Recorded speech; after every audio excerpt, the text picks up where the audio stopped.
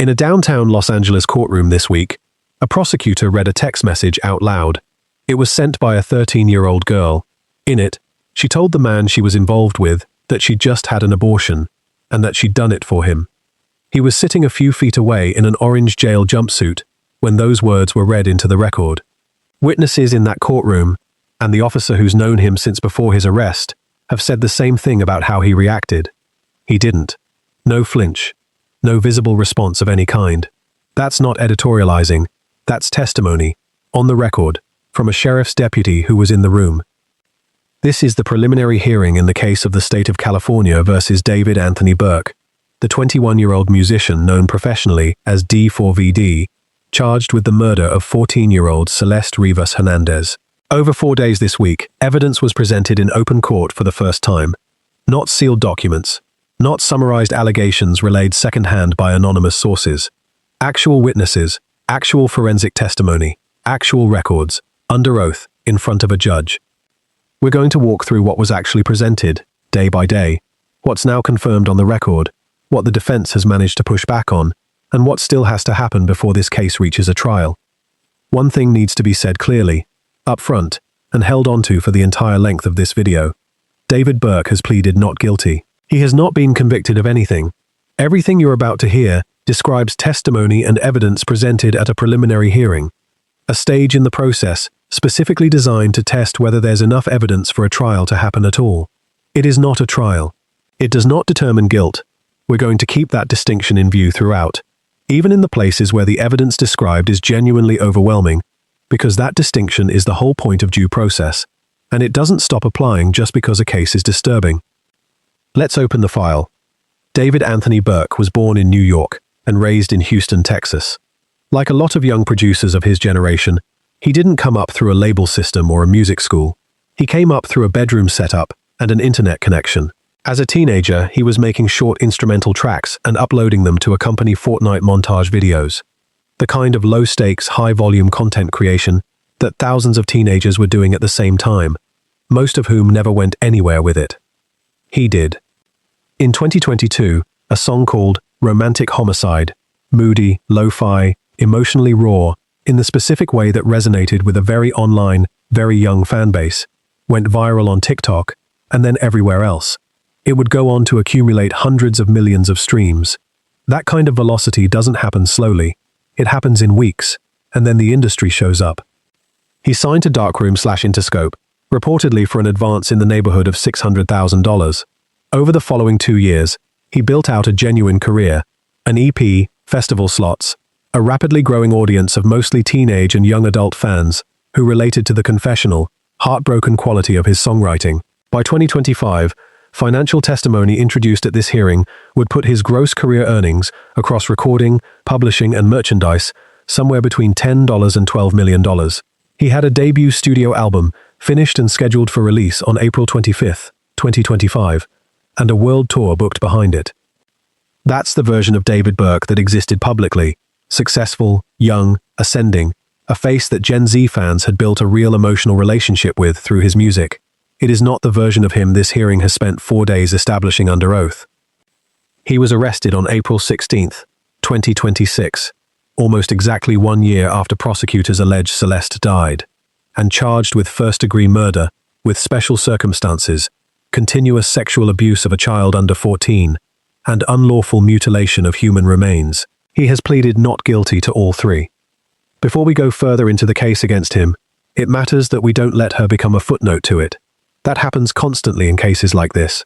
The victim becomes a body, a set of remains, a data point in someone else's story. So here's who she actually was. Celeste Abigail Rivas Hernandez was born September 7, 2010, and grew up in Lake Elsinore, California, the daughter of Salvadoran immigrant parents. She loved to sing, she loved to dance. Friday nights were movie nights, a standing family tradition her parents have spoken about since her death. Popcorn, a couch, everyone together. She was, by every account her family has given, a kid full of life. Investigators believe she first encountered Burke online, through Discord, through Instagram, when she was around 11 years old. He was, at that point, an adult musician with a rapidly growing online following, and she was an 11-year-old fan with access to the same platforms every kid her age had access to. That gap, between who had power in that relationship from the very first message, is the foundation the entire prosecution is built on. She was reported missing more than once, starting in 2024. Investigators believe she was killed on the night of April 23, 2025, at Burke's rental home in the Hollywood Hills.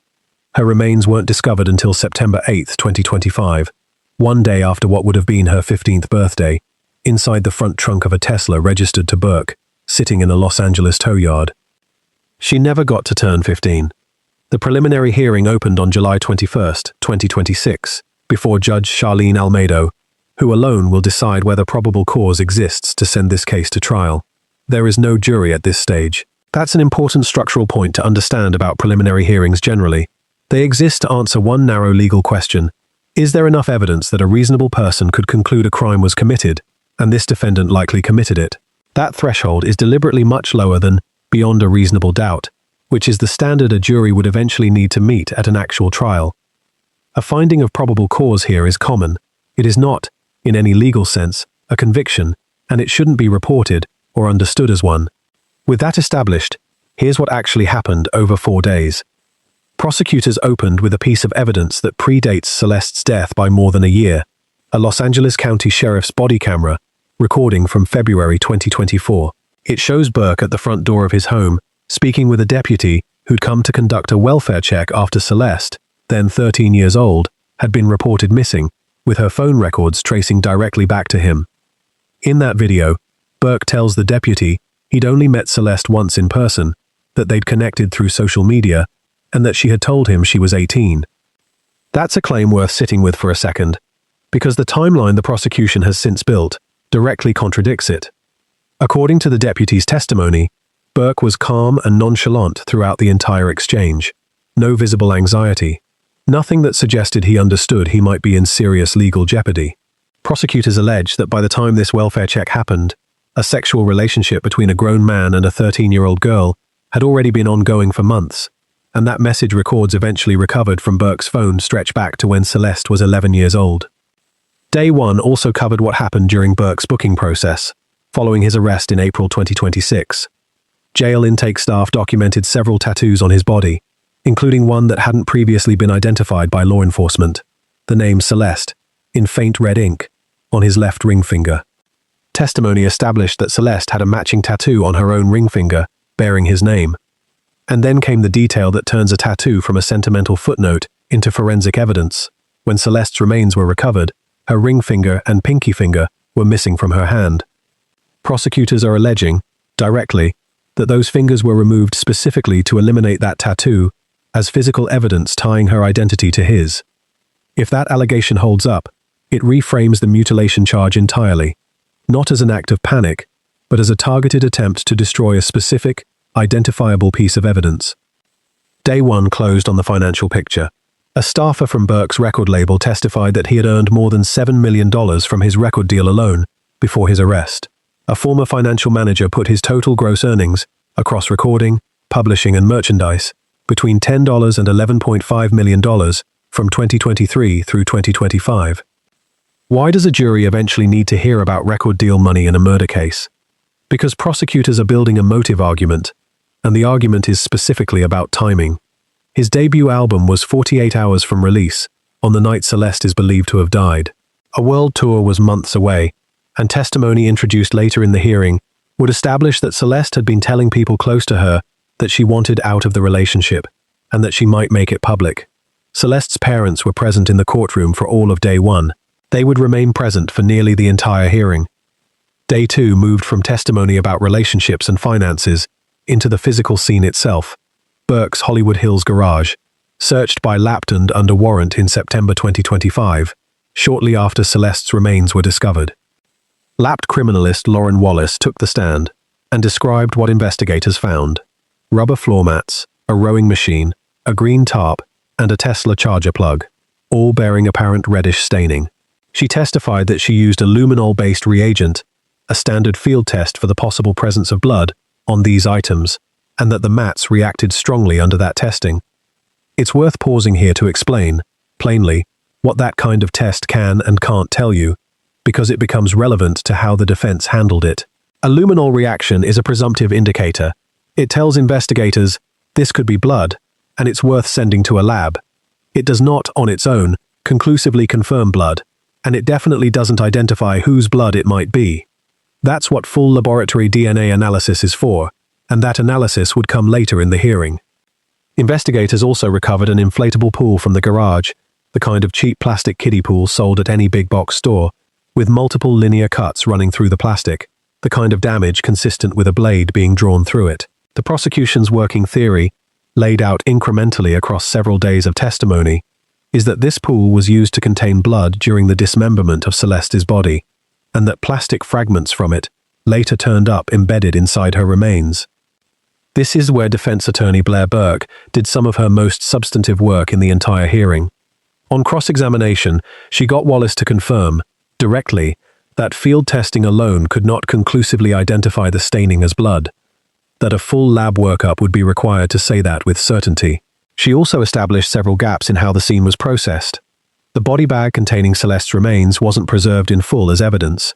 Investigators didn't separately document where chainsaws found at the scene had originally been located beyond what appeared in photographs, and a dryer sheet found inside the pool was photographed at the scene but never actually collected as physical evidence. None of these points undo the larger picture the prosecution is building, but that's not really what they're for at this stage. Each one is the kind of specific, concrete gap a defense team can bank for trial, a place to stand later and argue that the investigation, however extensive, wasn't airtight. And not airtight is generally the exact texture that reasonable doubt is made of. Day 2 closed with 2 more pieces of testimony worth understanding together. First, investigators found 11 separate air fresheners inside the Tesla, where Celeste's remains had been stored for months, through a Los Angeles summer, before the vehicle was towed and the smell was finally reported by tow yard workers. Second, financial and travel records showed Burke had arranged international travel to London and separately to Texas, using a business credit card to pay for Celeste's travel during a period when she remained listed as an active missing child in Lake Elsinore.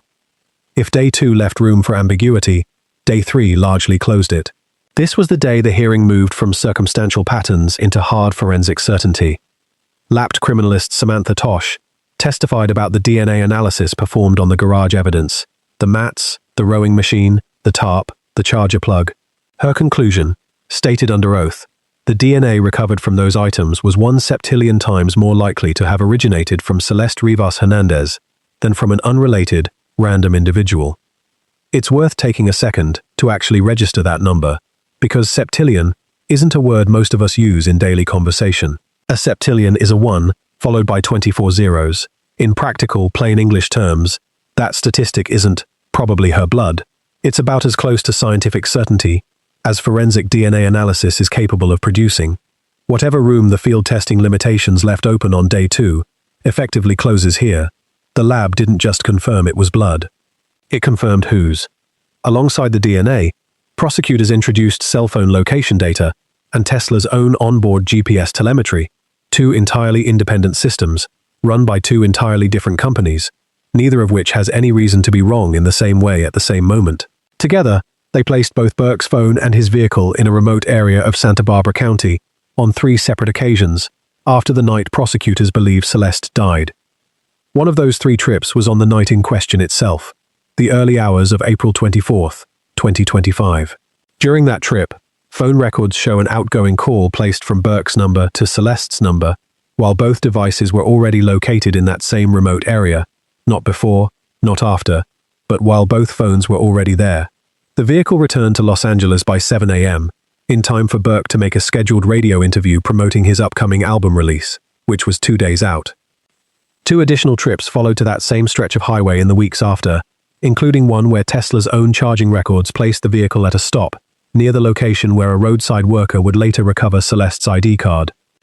Day 3 closed with testimony that plastic fragments recovered from Celeste's remains during autopsy were physically matched, a direct, fitted match, like puzzle pieces, to material missing from the cut sections of the inflatable pool recovered from Burke's garage. By the end of Day 3, the prosecution had built a case resting on 3 genuinely independent categories of evidence, each corroborating the others without depending on any single witness's memory or account. Forensic DNA evidence at extraordinary statistical certainty, corroborating digital location data from two separate systems, and physical trace evidence matched at the level of a direct fit. That's a difficult structure for a defense to dismantle, because undermining any one category still leaves two intact. Day 4 is the day this hearing drew national attention, for two separate reasons: the medical examiner's testimony and what was found on Burke's phone. The second of those requires some care in how it's discussed, and I want to explain why before getting into it. Deputy Medical Examiner Dr. Grant Ho took the stand first. He testified that Celeste's remains, by the time they were examined, showed advanced decomposition consistent with months inside a sealed vehicle through a California summer, and that she weighed 71 pounds at the time of autopsy. That number is not a reflection of what she weighed in life. It's a reflection of what remained after that length of time and exposure. She was ultimately identified in part through dental records, a retainer wire, still in place, that matched her dental history. Dr. Ho identified two penetrating injuries on the body, one to the right abdomen, affecting the liver, and one to the left chest, both bearing characteristics consistent with a sharp force injury, meaning a knife or similarly edged weapon, rather than a blunt or projectile injury. Asked directly how long it would take to die from the chest wound specifically, he testified, minutes, not instantly. That detail matters, clinically and legally. It speaks to the nature and severity of the injury without requiring speculation about what those final minutes were like, which is not something any autopsy can actually tell you, and not something worth imagining for the sake of a video. The manner of death was ruled a homicide. The official cause of death was listed as multiple penetrating injuries. On cross-examination, Blair Burke secured several real concessions here, and it's worth naming them honestly, rather than glossing past them. Dr. Ho testified that he could not determine who specifically inflicted the wounds. He testified he could not rule out, based on the autopsy findings alone, the possibility that the injuries were self-inflicted, and he testified he could not confirm from the physical evidence whether any kind of struggle had occurred beforehand. Those are meaningful limits on what a single autopsy can establish in isolation, and they are very likely to become central to the defense's argument at an eventual trial, because a cause of death, on its own, doesn't identify a killer. What did not move under cross-examination, however, were his two core, load-bearing conclusions. This was ruled a homicide, and the cause of death was multiple penetrating injuries. Those findings stood. The dismemberment itself was described as having occurred at two separate sites on the body, with cut surfaces consistent with the use of a power tool. Plastic fragments matching the garage pool were confirmed embedded directly in one of the wounds, tying the forensic pathology testimony back to the physical match evidence introduced the day before. Now, the phone. A detective testified to the contents of message records recovered from Burke's device, spanning from August 2022, when Celeste was 11 years old, through April 2025. This video is not going to read that testimony back to you in granular detail, and I want to be direct about why, rather than just skipping past it. What those messages document, according to sworn testimony, is the sexual abuse of a child, including references to multiple pregnancies and abortions during a period when Celeste was 13 years old.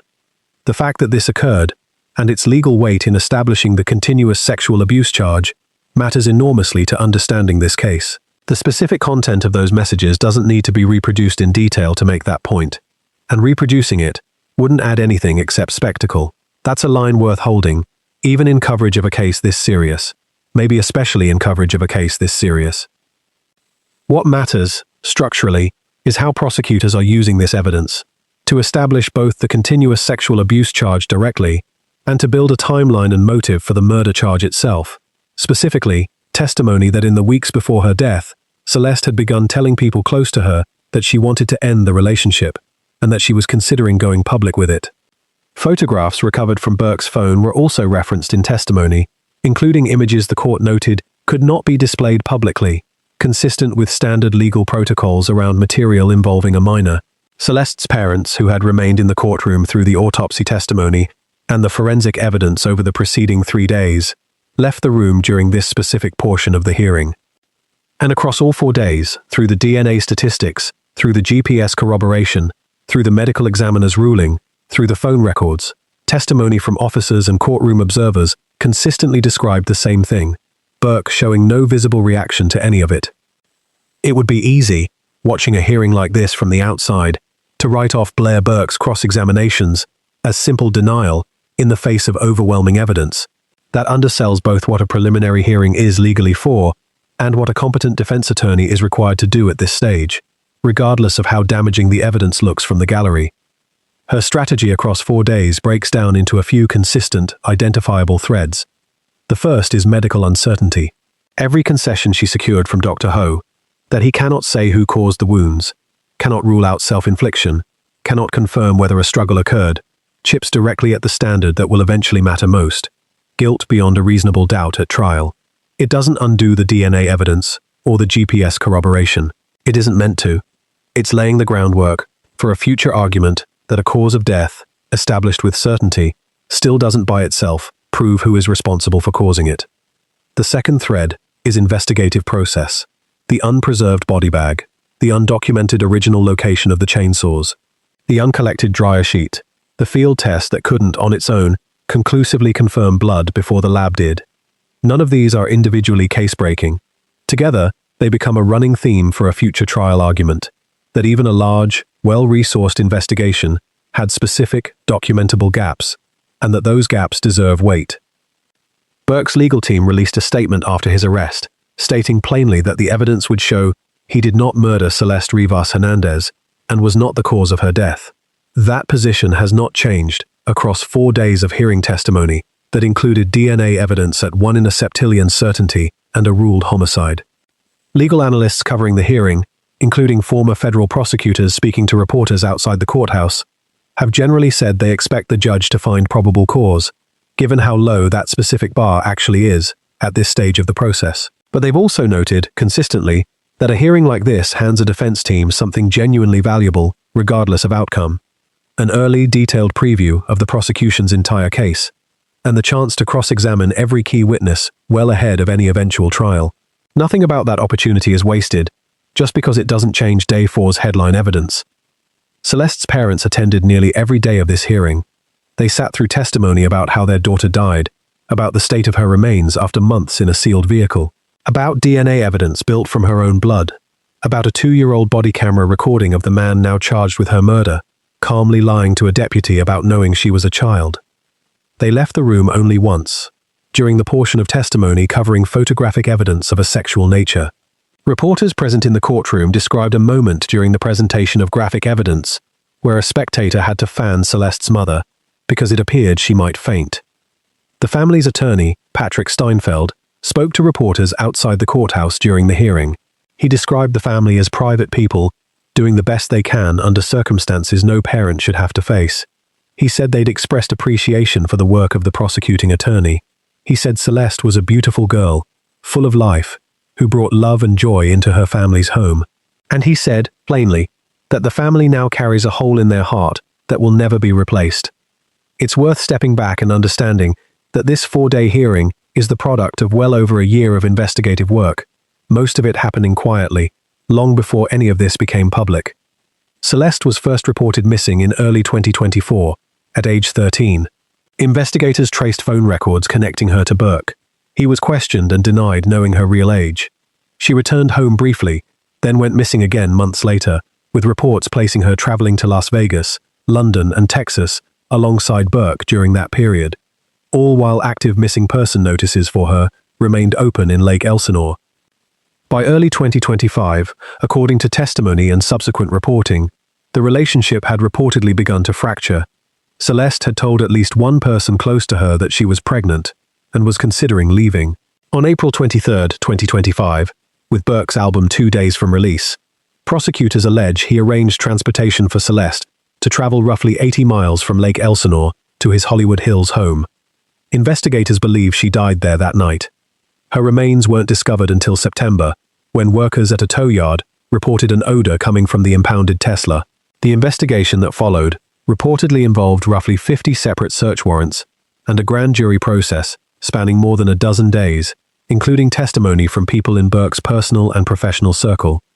He was arrested in April 2026, almost exactly a year after Celeste's death, and has been held without bail since. The preliminary hearing was expected to conclude within days. Judge Almeida will rule on whether probable cause exists to send the case to trial. A substantially lower legal bar than the beyond a reasonable doubt standard a jury would eventually need to apply at trial itself. Most legal observers following the case expect that threshold to be met, given what's been presented. Los Angeles County prosecutors have said publicly they have not ruled out seeking the death penalty, given the special circumstances alleged in the charges. Burke's defense team has maintained, consistently since his arrest, that the evidence will not ultimately show he caused Celeste's death. I want to be exact about where this stands, because precision matters more in a case like this than in almost any other kind of story we cover. David Burke has been charged. He has not been convicted. A preliminary hearing exists specifically to test whether the evidence clears a bar for trial to occur. It is not a trial, and Judge Almeida's ruling, whichever direction it goes, will not be a verdict. What's been presented this week is, by any honest measure, substantial. DNA evidence at a level of statistical certainty that leaves almost no room for coincidence. Corroborating GPS and cell tower data from two entirely independent systems. Physical fit-matched trace evidence, tattoo evidence, tied directly to a specific, alleged act of mutilation, and sworn testimony from a medical examiner establishing a formally ruled homicide. It is also, in the strict legal sense, still short of the standard that would be required to actually convict at trial. And the defense has already shown, across 4 days, exactly where it intends to contest that remaining gap. Medical uncertainty around who inflicted the fatal wounds, and specific, documented weaknesses in how portions of the investigation were processed and preserved. Both of those things are true at the same time. That's the most honest place to leave this, until the next stage of the process actually happens, not before it. I want to close this the way this story should close, with her, not with him. Celeste Abigail Rivas Hernandez was born September 7, 2010. She loved to sing and dance. Friday nights were movie nights with her family. She was 14 years old. Whatever this hearing has established or will go on to establish about the man currently charged in her death, none of it changes who she actually was before any of it happened. A kid from Lake Elsinore whose family is, right now, still sitting through a courtroom process just to understand what happened to her. This hearing isn't finished. When a trial date is eventually set, that's a story we'll continue to follow, accurately, as the process actually unfolds, not ahead of it, and not based on whatever spreads fastest online in the meantime.